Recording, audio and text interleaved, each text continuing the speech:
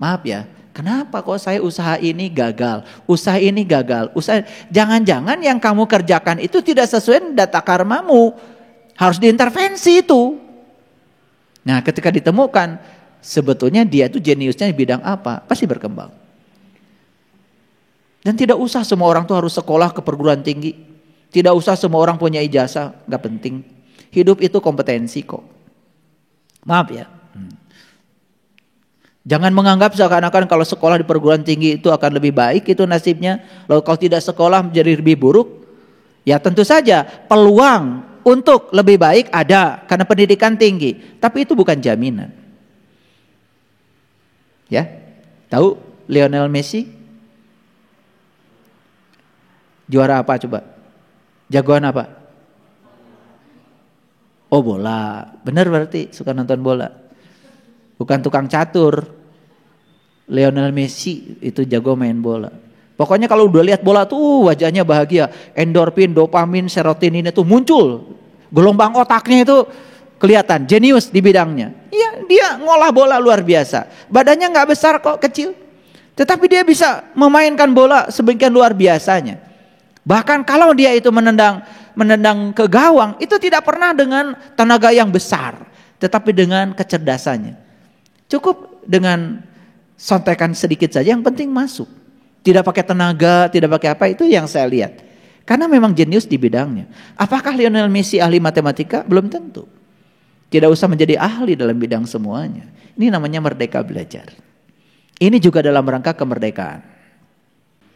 Nah, apakah hari ini kita termasuk berkontribusi melestarikan kebohongan? Kalau ditanya begini pasti bingung. Apakah hari ini kita berkontribusi melestarikan kebohongan? Kalau kita melestarikan kebohongan itu yang paling gampang itu menggunakan Tuhan dan agama. Betul nggak? Coba apapun atas nama Tuhan dan agama, walaupun itu bohong, itu dianggap kebenaran. Apalagi diulang terus menerus. Nah, ini juga bentuk-bentuk penjajahan yang tidak disadari oleh kita semua. Nah, bentuk penjajahan yang paling parah ini. Silakan lihat ayat ini. Pernah nggak baca ayat ini? Ngerti nggak ayat ini? Sengaja saya tidak pakai terjemahan. Ini Quran surat Al-Balad. Tahu balad artinya apa? Balad, kota. Nah, orang nggak akan ngerti ayat ini kalau belum pernah ke kota. Sudah pernah pergi ke kota? Sudah pergi ke kota? Jakarta. Kata siapa Jakarta kota? Emang Jakarta ada di Quran? Saya sedang bicara Quran. Kota yang dimaksud Quran beda dengan kota yang kamu mau. Jakarta. Makanya di Quran ada perintah. Kamu harus hijrah dari kampung ke kota. Dari kegelapan kepada terang. Dari luar ke dalam. Ya, dari tidak sadar menjadi sadar, dari kebencian pada cinta kasih, itu hijrah itu. Nah, orang yang sudah di level itu namanya sudah tinggal di kota. Makanya Quran surat Al-Balad cerita tentang perjalanan ke kota, bukan ke Jakarta. Kotanya di sini nih. Makanya disitulah perlu hanoman. Perlu orang yang mengerti yang mengantarkan kita ke kota. Di sana luar biasa terang benderang. Yang disebut Madinatul Al-Munawwarah itu sejatinya bukan di Timur Tengah, sejatinya di sini. Pusat semesta itu ada di sini. Kalau tahu ilmunya, tahu caranya. Baik. Di ayat ini Allah mengatakan wahadainahu najdain. Aku telah memberikan kepadamu dua jalan. Fala aqtahamal aqobah, tidakkah engkau mencoba jalan mendaki? Ini kalimat sangat luar biasa. Kalimat sastra yang sangat luar biasa. Perhatikan lagi saya. Dan aku telah menunjukkan dua jalan. Tetapi Allah di ayat berikutnya tidak menyuruh kita memilih salah satu dari dua jalan. Lalu Allah bilang, fala aqtahamal aqobah. Tidakkah engkau mencoba jalan mendaki? Dikasih 2 jalan tapi kita tidak disuruh memilih salah satu, malah disuruh mendaki. Ini bahasa sastra yang sangat luar biasa. Kalau kita tidak mengalami ayat ini nggak akan ngerti. Wa ma adraka mal aqobah. Apa sih jalan mendaki itu? Dijelaskan di ayat yang ke-13. Fakkur raqobah. Bebaskan dirimu dari perbudakan. Nah ini kalau membaca Quran harus secara gramatikal, harus secara kontekstual, tidak bisa secara leksikal, tidak bisa ayat per ayat. Dan pastikan bahwa ini kita baca secara utuh satu surat. Tapi kalau saya jelaskan semuanya tidak cukup waktu. Saya penggal, tetapi penggalannya ini aspek gramatikalnya tidak akan ternoda. Lihat saya semuanya. Bebaskan kamu dari perbudakan. Apa sih yang memperbudak kita selama ini? Yang memperbudak kita selama ini adalah 2 jalan. Makanya 2 jalan ini tidak disuruh dipilih oleh Allah salah satunya. Malah kita harus lampaui kedua-duanya. Cobalah jalan mendaki. Yuk, kalau mendaki kemana? Mendaki kan ke gunung. Nah gunung dalam bahasa Quran disebut Sidratil Muntaha. Puncak kesadaran tertinggi. Maka siapapun yang sudah mencapai puncak kesadaran tertingginya, dia sudah mendaki gunung. Maka dia akan melihat dari ketinggian. Melihat dari ketinggian itu sudut pandang kita menjadi sangat luas. Dan orang yang sudut pandangnya luas jadi luwes. Itulah keren. Makanya orang yang sudut pandangnya luas, dia tidak terjebak benar salah. Dia tidak terjebak baik buruk. Makanya Allah sendiri yang mengatakan di antara cinta dan kebencian, aku adalah kasih sayang. Di antara kematian dan kehidupan, aku adalah keabadian. Makanya Allah bilang, wa ahsin kama ahsanallah ilaika. Kita itu disuruh berakhlak seperti akhlaknya Allah. Itu yang disebut dengan tahaluk bi akhlakillah. Maka siapapun yang selalu merasakan kehadiran Allah setiap saat dalam dirinya, lama-kelamaan sifat Allah akan menjadi sifatnya. Dia berakhlak seperti akhlaknya Allah. Gimana akhlaknya Allah? Ulangi lagi. Di antara kehidupan dan kematian, aku adalah keabadian. Allah terjebak oleh kehidupan? Tidak. Terjebak oleh kematian? Tidak. Kehidupan dan kematian itu adalah dualitas. Lampaui keduanya supaya kita menuju keabadian. Di antara kebencian dan cinta, aku juga tidak ada di antara dua-duanya. Tidak ada di sini, tidak ada di sini. Allah tidak ada di kebencian, Allah tidak ada di cinta. Di mana Allah? Aku adalah kasih sayang. Loh, apa bedanya kasih sayang dengan kebencian dan cinta? Lihat saya. Cinta dan kebencian itu adalah 2 ekstrim bandul yang sangat ekstrim. Dan Allah berdiri di tengah. Di antara kebencian dan cinta, aku adalah kasih sayang. Makanya Allah itu tidak pilih kasih. Menyayangi orang yang baik. Allah juga jangan dikira loh, menyayangi orang yang disebut kurang baik. Karena adanya orang yang baik, gara-gara ada orang yang tidak baik loh. Adanya orang kaya, gara-gara ada yang tidak kaya loh. Dan itu adalah sisi-sisi kebenaran. Jadi kalau orang yang sudah mencapai kebenaran, dia sudah bisa melihat dualitas yang selama ini dipersoalankan adalah sisi-sisi kebenaran. Maka dia bisa menerima dua-duanya karena dia sudah mendaki fakkur raqobah, dia sudah melangit. Nabi Musa ketika berkunjung ke Al-Muqaddasi Tua, apa perintah Allah dalam Quran surat Toha? Hai Musa, sesungguhnya aku adalah Tuhanmu. Aku telah memilih kamu Musa. Lepaskan kedua terompahmu, baru kamu masuk di rumahku Al-Muqaddasi Tua. Baru Musa masuk ke rumahnya Tuhan dan berjumpa dengan Tuhan. Tepat saat Musa melepaskan kedua terompahnya. Nih saya kasih tahu berita baiknya.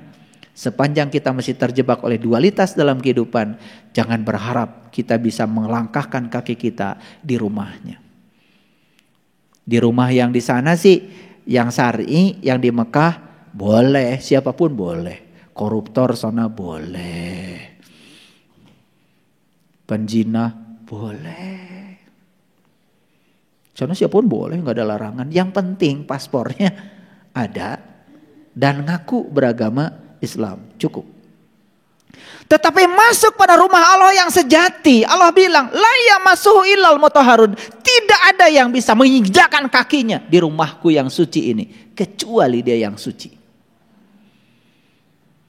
Nah, siapa orang suci itu? Orang suci itu indikatornya dua. Satu, sudah tidak serakah pada yang dia ingin. Dua, sudah tidak membenci yang tidak dia ingin. Kalau orang sudah tidak serakah pada yang dia ingin, sudah tidak membenci pada yang dia tidak ingin, sudah bisa menerima yang diinginkan dengan yang tidak diinginkan dengan cara yang sama, itulah indikator kesucian. Maka orang yang sudah mencapai kesadaran ini, gampang kok masuk di rumahnya. Pintunya terbuka setiap saat. Dan rumah Tuhan itu ubluk ablak, gak pakai dinding, gak pakai kusen.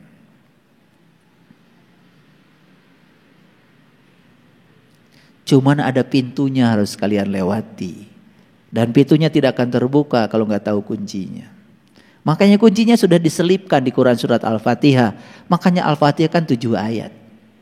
Makanya lagu Indonesia Raya itu bagi saya itu adalah doa sebetulnya. Bukan sekedar lagu kebangsaan Indonesia Raya itu. Itu doa sebetulnya. Saya yakin sekelas Wadirul Supratman itu sudah dikasih intuisi yang dalam. Itu kata-kata yang ada di lagu kebangsaan kita itu luar biasa. Sayang kalau upacara bendera pada ngobrol. Saya upacara bendera tadi di kampus. Lagi penaikan bendera merah putih lagu Indonesia Raya. Ngobrol aja. Sedih saya. Walaupun gak boleh sedih. Seperti itu cara kita menghargai. Gak ngerti merah putih itu apa.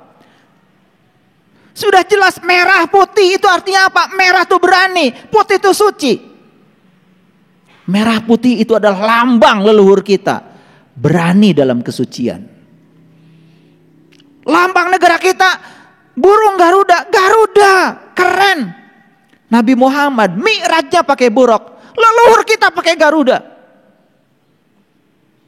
Dan di dadanya Garuda itu ada Pancasila, dasar negara kita. Luar biasa. Kalau saya kupas tidak cukup 10 SKS kuliahnya. Indonesia, tanah airku, tanah tumpah darahku. Selami. Indonesia ini tanah air, tanah tumpah darah. Dari mana darahmu? Dari mana darahmu? Dari mana dagingmu itu? Dari makanan yang tumbuh di negeri ini. Ini tubuh saya. Dari tempe, dari tahu, dari kangkung, dari semua makanan-makanan yang berasal dari bumi. Jangan sepelekan makanan itu. Sebentar makanan di atas piring, terpisah dengan diri kita. Tapi sejam 2 jam berikutnya, makanan ini sudah berubah menjadi darah daging kita. Kita bersyukur punya tumpah darah, punya tanah air yang subur, makmur luar biasa. Pergi ke sana, ke Jazirah Arab, batu semua. Sombong-sombongnya orang Indonesia, melemparkan tongkat saja di sini bisa jadi. Terlalu senang kita itu, sampai tidak bisa menghargai peninggalan leluhur kita. Pesan-pesannya yang tersimpan di sana, semua kita lupakan. Lihat Pancasila, sila pertama ketuhanan, sila kedua kemanusiaan. Pancasila tidak bicara Tuhan. Pancasila bukan berbicara being, tapi berbicara experience of being. Yang paling penting bukan mengesahkan Tuhan, mengesah dengan Tuhan, merasakan kehadiran Tuhan setiap saat. Itu yang akan mengubah akhlak bangsa Indonesia. Keren Pancasila itu. Makanya siapa yang sudah berketuhanan, maka dia akan berkemanusiaan. Sisi tertinggi dari manusia adalah nilai kemanusiaannya. Gak layak disebut manusia kalau tidak punya nilai kemanusiaan. Nilai kemanusiaan manusia adalah sifat ketuhanan yang dititipkan dalam ruhku, yang ditiupkan ke dalam diri kita masing-masing. Sayang kita tidak sadar. Jadi tanah air ini namanya tanah tumpah darah.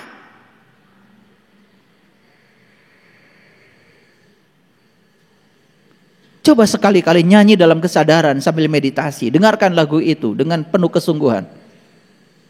Makanya setiap kajian umum selalu saya mengumandangkan lagu Indonesia Raya. Sambil bernyanyi, coba lihat bendera merah putih itu. Luar biasa.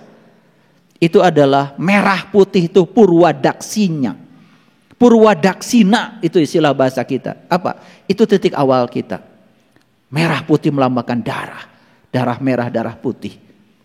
Makanya ada 5 teman kita, ada 4 teman kita. Yang pertama adalah ketuban. Yang kedua adalah ari-ari. Yang ketiga darah merah. Yang keempat darah putih. Dan pancernya dari diri kita. Makanya teman-teman di Kejawen menyatakan 4 x 5 pancer. Itu ilmu agung yang luar biasa. Kita dari sana semua bermula. Bangunlah jiwanya, bangunlah badannya. Kenapa leluhur kita menyatakan bangun dulu jiwa, badan itu akan ngikut. Dan ternyata riset modern tentang neuroscience membuktikan ada 5 tubuh manusia. Yang paling atas namanya tubuh spirit. Kedua dari atas namanya tubuh intuisi. Ketiga namanya tubuh mental. Yang keempat tubuh energi. Yang kelima adalah tubuh fisik, physical body. Bereskan yang atas, tubuh spiritual, beres bawahnya.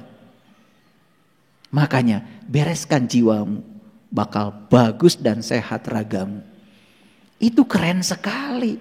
Semua alasannya sangat ilmiah. Tidak bangunlah badannya, bangunlah jiwanya. Bangunlah jiwanya, bangunlah badannya. Untuk siapa? Untuk Indonesia Raya. Aneh ya.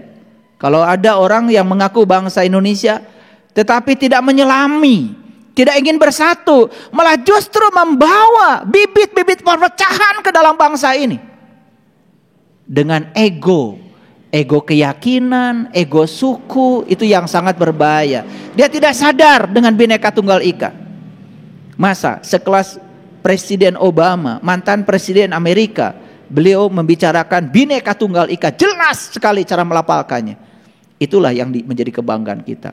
Berbeda-beda tetapi satu adanya. Satu nusa, satu bangsa, satu tanah air Indonesia, satu bahasa, bahasa Indonesia. Bangga gak jadi bangsa Indonesia para sahabat? Bangsa gak? Jauh sebelum agama-agama dari luar datang ke sini, bangsa kita sudah memiliki peradaban tersendiri. Makanya Pancasila digali dari dasar bumi. Betul itu. Bukan direkayasa, digali. Apa artinya digali? Digali dari berbagai tradisi dan kebudayaan bangsa yang sangat luar biasa. Silakan, pernah berkeliling gak? Ada yang berkeliling ke negara mana?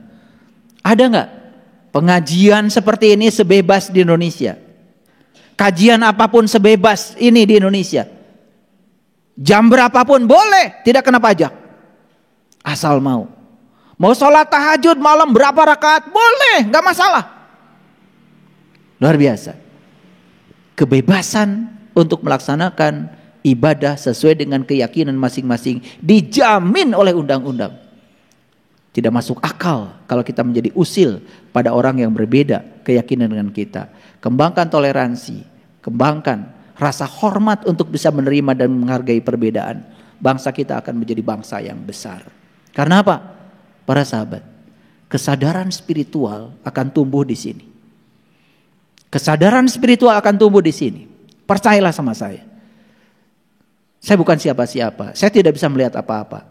Tapi intuisi saya mengatakan kesadaran spiritual akan tumbuh di sini. Makanya jangan heran kalau kemudian sekarang lahir anak-anak yang berkesadaran. Sekolahkan mereka di sekolah yang bagus. Merdekakan pikiran mereka. Merdekakan kehendak mereka.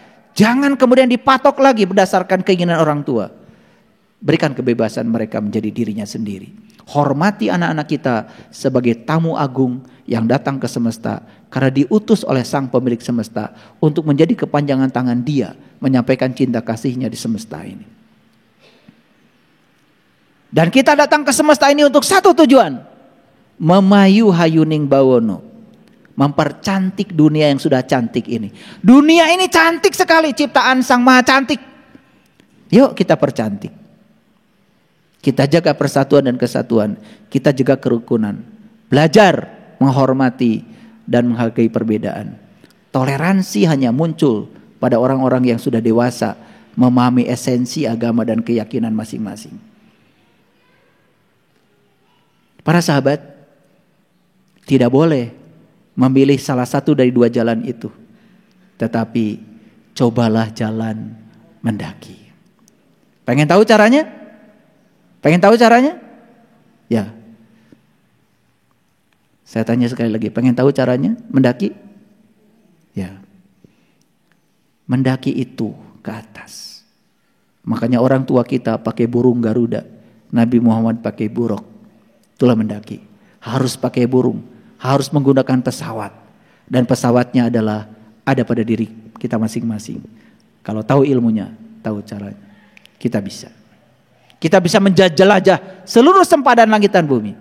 Nah, di Quran surat Ar-Rahman dikatakan, manusia bisa menjelajah lapisan-lapisan terdalam langit dan bumi. Satu syaratnya, illa bisultan, kalau punya kekuatan. Kekuatan yang akan bisa mengantarkan kita menjelajah semuanya cuma satu, ilmu pengetahuan. Jangan berhenti belajar. Shadaqallahu azim. Barakallahu li wa lakum. Assalamualaikum warahmatullahi wabarakatuh.